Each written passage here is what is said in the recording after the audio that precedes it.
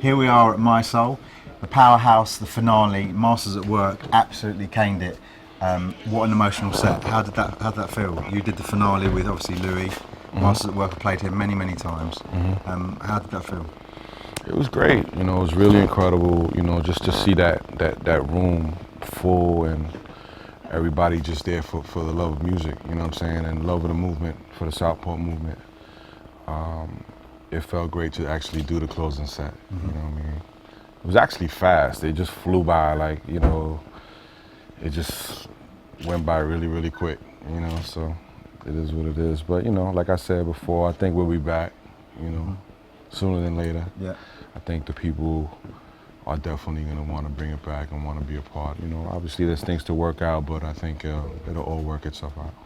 One thing that's amazing about you and Louis is obviously you have your own stuff that you get on with, Right. but when you come together it just gels and just comes like that. So what's that about? It's what's crazy? It's always been like that. In the studio, it's like that. One thing that we spoke early on.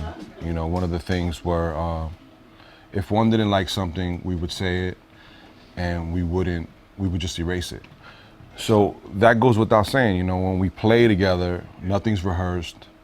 We might talk 10 or 15 minutes prior to it, but pretty much it's a feeling of what's going on in the room and what the crowd is feeling. Sometimes it's, we play vocals, and sometimes we play more dubby. Sometimes we play a little tougher, depending on where it is and what country we're in. But somewhere like Southport, it's just, it's the energy's there. We kind of feed off each other, and we just do it. It's like you don't second guess yourself. You just go and just have fun, pretty much. And how did the partnership start? How did you actually meet? Initially, we met through Todd Terry because I worked in a record store in Brooklyn, and Todd used to come through there. And Todd used to come to my early parties, which actually were called Masters at Work. My original crew from Brooklyn. I started recording, and in that, I did a few records, and Louis was a DJ in the city, playing in New York City, and he heard a record that I did and wanted to actually remix it, and Todd was like, "Yo, that's my man from Brooklyn," so he hooked us up, and initially was to do that remix, which never happened. At that same time, he was actually working on Mark Anthony's album on Atlantic Records, and then he said, come in, lay down some tracks, lay down some beats, ideas.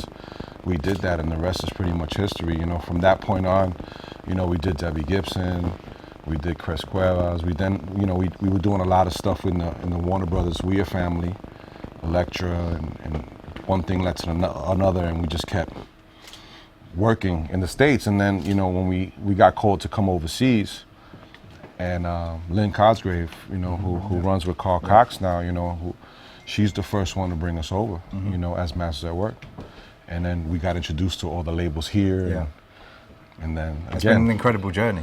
Yeah, it's really quick, It has gone by really fast for me. It's 25 years now, and it's just like, bang, So to focus on your stuff a bit, so you do your own remixes, you've got a record label. I know that you've got like hip hop interests, and also you're a very, very serious funk collector as well, aren't you? Absolutely. I mean, I talk to a lot of I'm a soul collector, and I talk to a lot of dealers, and a lot of them say to me, "Oh, Kenny was just here, he just spent X amount of money." So where does all that come from? It comes from initially coming to England and coming to Europe, and that was in my rider. In my rider it was, before we check into the hotel, we go to record stores, and then we'll check into the hotel, and whether if it was buying white labels that were out, new house records, or soul records, but I always had this thing with 45s, 7 inches. So I just been collecting them ever since, and that was the thing. And then coming here, it was crazy because back in the States we had stores. Here they had warehouses full of stuff, and to find out later on that they were actually going to the States, grabbing all the stuff, and then warehousing it here, and then selling it back to us. So it's crazy, but yeah, it's a hobby. I just love it. I just love music, period. So whether it's collecting you know, jazz stuff, library stuff, you know, so it goes without saying. And then, you know, it got to a point where I was actually DJing these really rare records. And that's when I decided with Kev Dodge to kind of start the KD imprint, was to license and source out these rare masters. And that's how that label was started, you know. And we're still going. And where does the funk thing come from? Is that from breaks or something? What's the funk? Yeah, the funk thing comes from being at the record store at the same time. You know, coming from New York, you know, the funk stuff was sampled and DJ'd in hip hop. So, you know, as well as the rock music, there was a lot of rock breaks too. So being at the store, I learned a lot about that stuff. As time went on and as hip hop went on, and as more people started using funk breaks and rock breaks and stuff, I just kind of wanted to know more and more and more on what they were.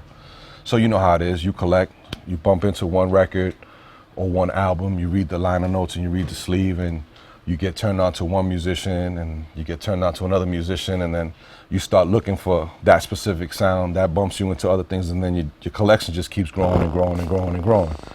You know, so yeah, that's pretty much it, pretty much. And fast forward to now, you've just done an incredible remix of Raheem Devon, which is blowing up at the moment. What other stuff are you working on at the moment? That's actually what's crazy about that record. I did the original. I produced the original record, and it came out in 2005. It was his first release on Jive Records, and it was a soul record. Yeah. So, you know, fast forward 10 years, we were like, you know, we should put this, you know, do another treatment to it. So I did the beat. He heard the beat, and I had time stretched the original vocals. He says, I want to recut it. So he recut it, and then we put it out. But there's tons of stuff with Raheem. And that just, you know, back to your one of your questions is just music.